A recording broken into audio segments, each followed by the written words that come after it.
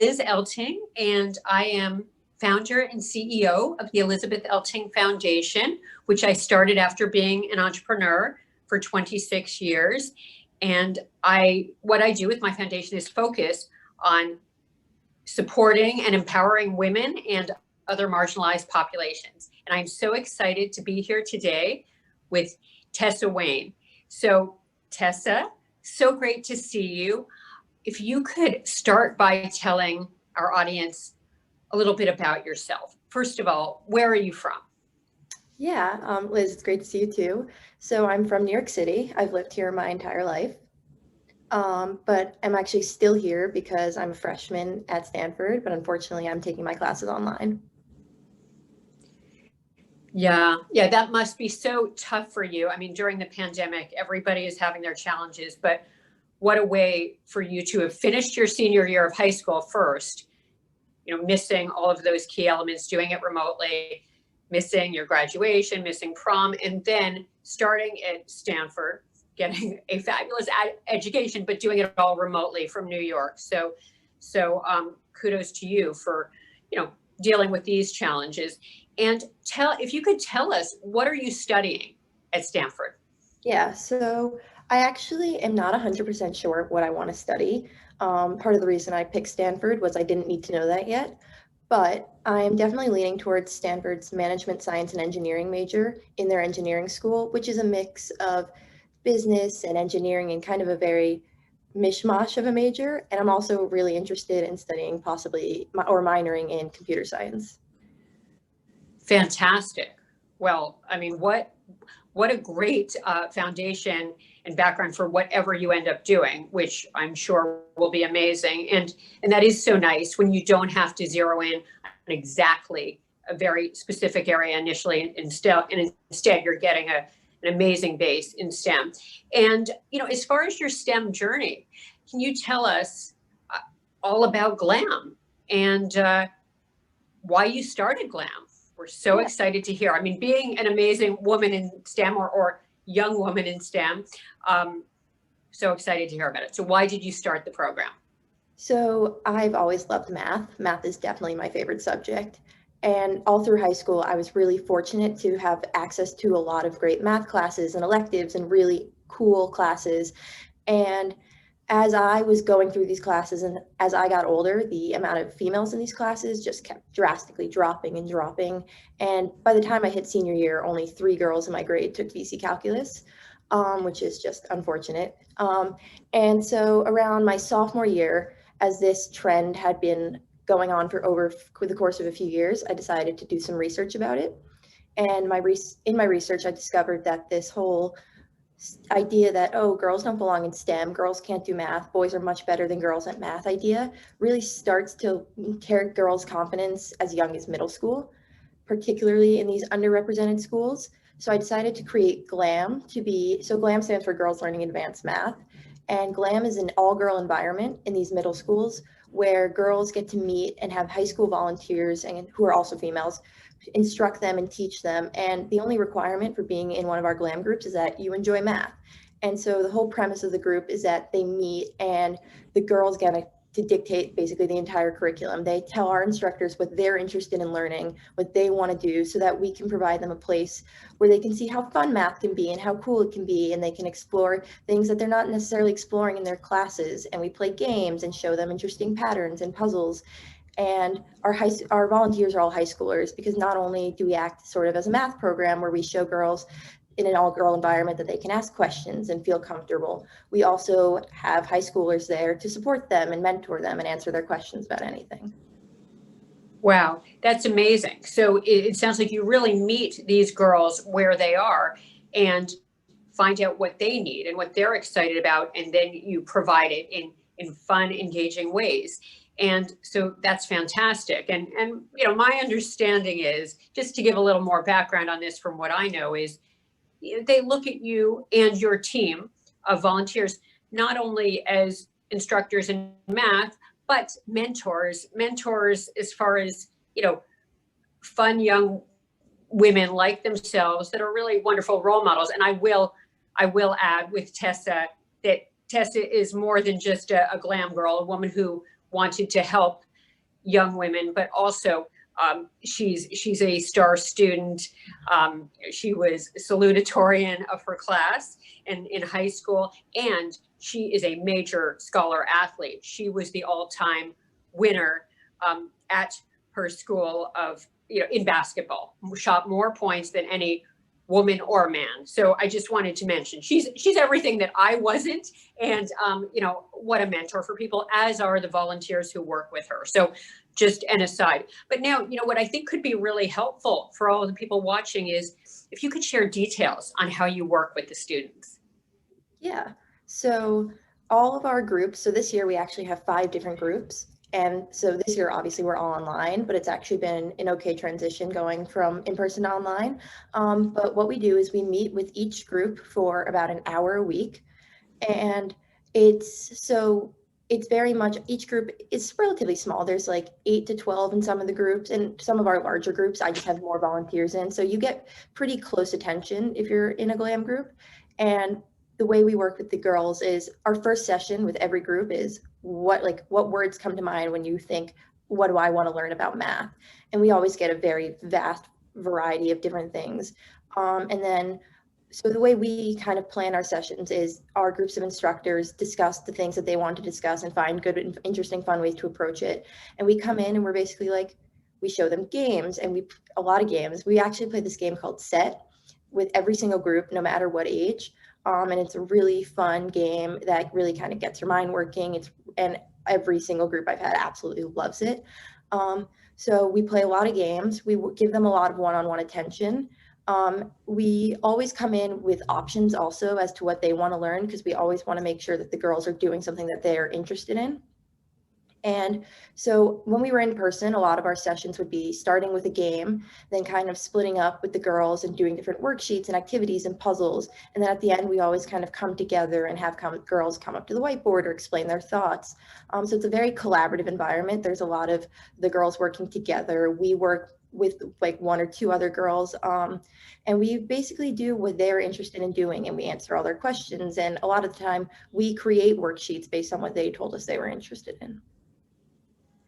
It's fantastic. I mean, that's, like just like in business, right? Finding out what the customer needs, the consumer needs, and then giving it to them. That's fabulous. And what would you say has been the reaction from the students and the schools you're working with?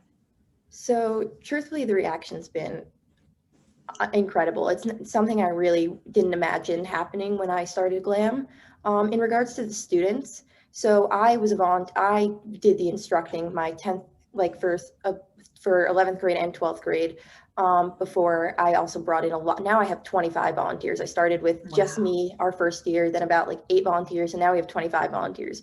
But so working one-on-one with a group when I was just the only volunteer, just the response that these girls have from, if you can compare them to the first day I walked into that classroom to the last day of the school year, they came into the class quiet, shy, not really sure, some of them not feeling very confident in math. And by that last week, they were begging me not to walk out the door. They raced to the whiteboards. They always are so excited to play Set. So that game I was talking about, Set, is that we sometimes play it for time to see how fast they can go.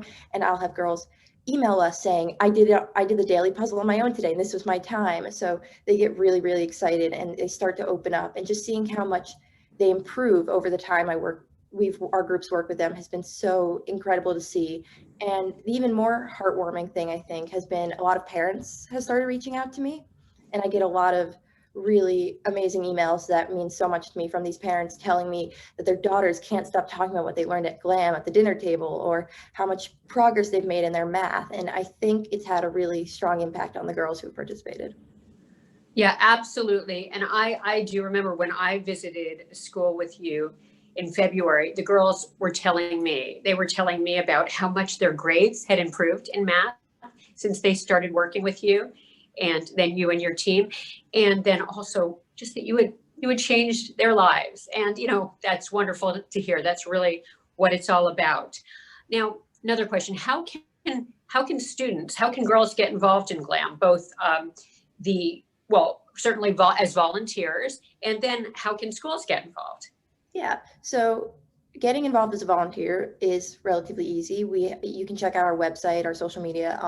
There's like a short little application. I actually meet one-on-one with every volunteer who applies to tell them about Glam, get to know them a little, answer their questions. But in terms of volunteering, yeah, you can reach out to Glam and we will find a way for you to get involved as a volunteer. In terms of being a student and getting schools involved, so I typically am reaching out to schools, but I've actually had schools reach out to me and say, we've heard about Glam. Is there any way we can get our students involved? And if a school is interested in Glam, like we make sure it happens.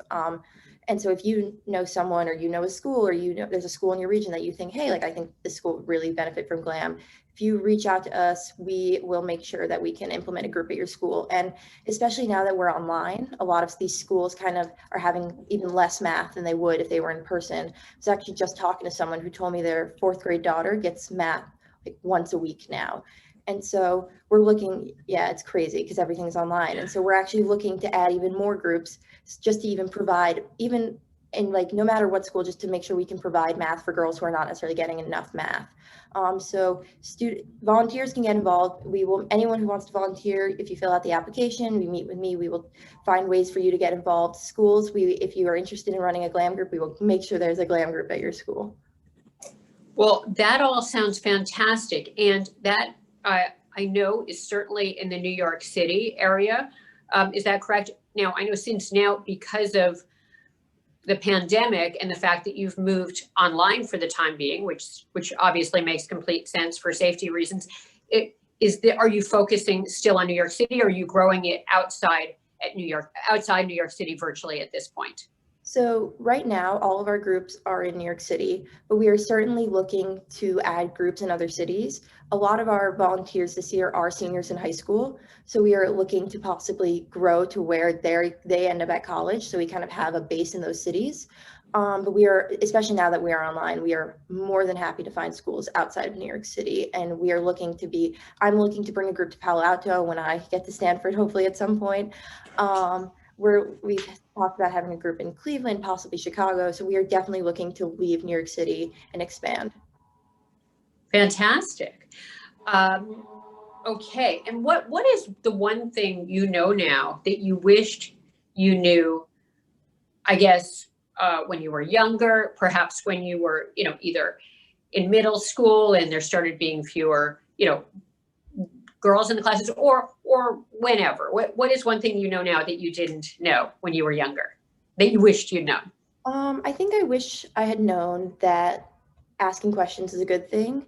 I've always had a lot of questions. I've always wanted to know the why in math, but I sometimes honestly would not necessarily feel comfortable in a math class, especially if there were a ton of boys, being the one to ask, why does this work? Or say, oh, I'm not 100% sure. I understand why this is happening. Ask. Other people want to know, and it'll only make you a better student if you ask. You should always, always, always ask questions. I think I wish I had known to feel more comfortable and confident asking questions. Fantastic. And so I guess, related to that, is there any other advice that you would offer to girls in middle school or in high school today, given your track record and given what you know and what you're learning as you go? Any other pieces of advice that you have? Yes, so obviously ask questions, but no, I'd say my biggest piece of advice, I tell a lot of people going into high school this, is that take classes that interest you, explore things that interest you. Don't take classes just because you're told you're supposed to take those classes. Study things that you find interesting. I took math electives I took 2 math classes every quarter, every semester at school, and like a lot of people call me crazy because I took a lot of math, but take what you are interested in, take things that you will find interesting so that you are engaged in class. When you go to college, don't necessarily go in saying like, I have to study this. Like just go in and always have an open mind and explore anything that you think is interesting.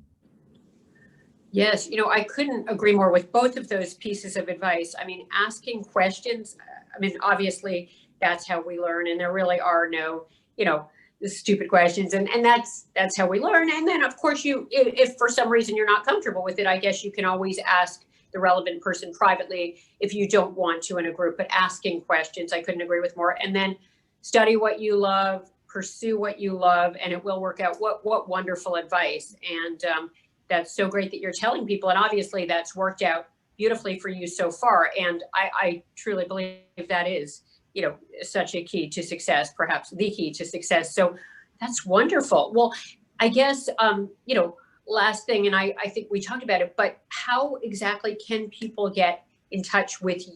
I mean, we talked about if you're a student or a school and you're interested in getting involved to reach out to you, but how can people reach out to you? Yeah, so most people reach out to us through either our website, www.girlslearningadvancedmath.com, or through our Instagram at Girls Learning Advanced Math. Those are the two primary ways people get in touch with us, or they can email us at girlslearningadvancedmath@gmail.com. Those are our main forms of communication when people are trying to get in touch with us.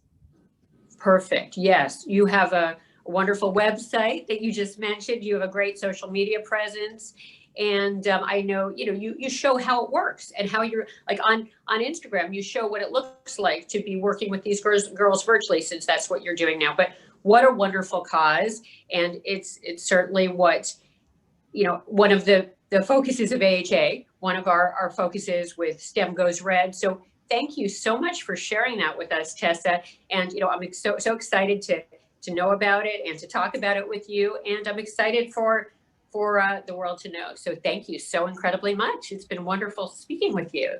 Thank you so much, Liz. It's been great to be here.